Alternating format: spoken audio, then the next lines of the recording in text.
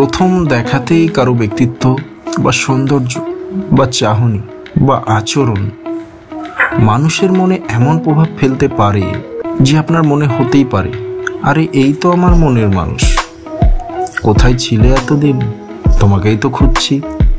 আর এটা কিন্তু খুবই সত্য, বাস্তব, বিজ্ঞানসম্মত বটে।